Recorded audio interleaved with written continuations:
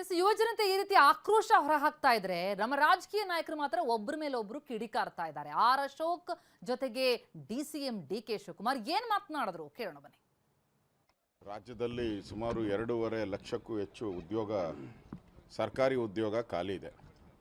ಈಗಾಗಲೇ finance department ಅವರು ಸುಮಾರು 65,000 ಹುದ್ದೆಯನ್ನು ಫಿಲಪ್ ಮಾಡಿ ಅಂತ ಆದೇಶ ಕೊಟ್ಟು 6 ತಿಂಗಳಾಯಿತು. ಇನ್ನು ಒಂದೇ ಒಂದು ಉದ್ಯೋಗಕ್ಕೂ ಕೂಡ ಇಂಟರ್ವ್ಯೂ ಕರೆದಿಲ್ಲ. ಯಾವ ನಿರುದ್ಯೋಗಿ ಇದ್ದಾರೆ, ಈ ಸರ್ಕಾರ ಬಂದು 2.5 ವರ್ಷ ಆಗಿದೆ, ಒಬ್ಬ ನಿರುದ್ಯೋಗಿಗೆ ಉದ್ಯೋಗವನ್ನು ಕೊಡಿಲ್ಲ. ಇವರು ಅಧಿಕಾರದ ಕಚ್ಚಾಟ. ಇವ್ರಿಗೆ ಮಾತ್ರ ಉದ್ಯೋಗ ಬೇಕು. ಉಪಮುಖ್ಯಮಂತ್ರಿಗೆ ಮುಖ್ಯಮಂತ್ರಿ ಉದ್ಯೋಗ ಬೇಕು. ಮುಖ್ಯಮಂತ್ರಿಗೆ 2.5 ವರ್ಷ ಇದ್ದಿದ್ದು 5 ವರ್ಷ ಬೇಕು. ಇವರಿಬ್ಬರಿಗೂ ಉದ್ಯೋಗ ಬೇಕು. ಅದು ಸಮರ್ಥ ಉದ್ಯೋಗ, ಒಳ್ಳೆ ಕಾಸು ಬರೋ ಆದಾಯ, ಕೋಟಿ ಆದಾಯ ಬರೋ ಉದ್ಯೋಗಗಳು ಬೇಕು. ಆದರೆ ಬಡವರ ಮಕ್ಕಳಿಗೆ ಉದ್ಯೋಗ ಇಲ್ಲದೆ ವಂಚಿತರಾಗಿದ್ದಾರೆ.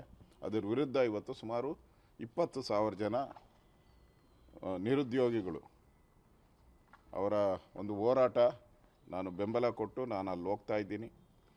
ರಾಜ್ಯ ಸರ್ಕಾರ ಕೂಡಲೇ ಇವರು ಪಾಪರಾಗಿಲ್ಲ ಅಂದರೆ, ಪದೇ ನಾನು ಹೇಳ್ತಾ ಇದ್ದೀನಿ, ಪಾಪರಾಗಿದೆ ಈ ಸರ್ಕಾರ, ಸಂಬಳ ಕೊಡೋಕ್ಕೂ ದುಡ್ಡಿಲ್ಲ.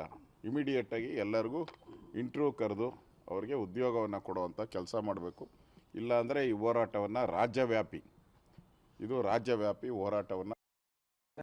ಧಾರವಾಡದಲ್ಲಿ ಖಾಲಿ ಹುದ್ದೆಗಳನ್ನು ಭರ್ತಿ ಮಾಡಬೇಕು ಅಂತ ಬಿಜೆಪಿನವರು ಪ್ರತಿಭಟನೆ ಮಾಡ್ತಾ ಇದ್ದಾರೆ ಸರ್. ಅವ್ರ್ಯಾಕೆ ಮಾಡಲಿಲ್ಲ? ನಾವು ಮಾಡ್ತಾ ಇದ್ದೀವಿ. ಅದಕ್ಕೆ ಉದ್ಯೋಗಕ್ಕೆ ಭಾಳ ತೊಂದರೆ ಇದೆ ಅಂತಲೇ ಅವ್ರಿಗೆಲ್ಲ 3 ಸಾವಿರ ಕೊಡ್ತಾ ಇರೋದು. ಈಗೆಲ್ಲ ಕರಿತಾ ಇದ್ದೀವಿ. ಈಗ ಮೊನ್ನೆ ಪ್ರಾಬ್ಲಮ್ ಇತ್ತು, ಅದು 371J ಅದಾಯಿತು. ಒಳ ಮೀಸಲಾತಿ ಸ್ವಲ್ಪ ಮಧ್ಯ ಅಡಚಣೆ ಬಂತು. ಆದರೂ ಎಲ್ಲ ಕೆಲವೆಲ್ಲ ಮಾಡ್ತಾ ಇದ್ದೀವಿ. ನಮ್ಮ ಡಿಪಾರ್ಟ್ಮೆಂಟಲ್ಲೂ ಸುಮಾರು ಜನ ಕೊಟ್ಟಿದ್ದೀವಿ. ನಾವೆಲ್ಲ PSCಗೆಲ್ಲ ಕೊಟ್ಟಿದ್ದೀವಿ.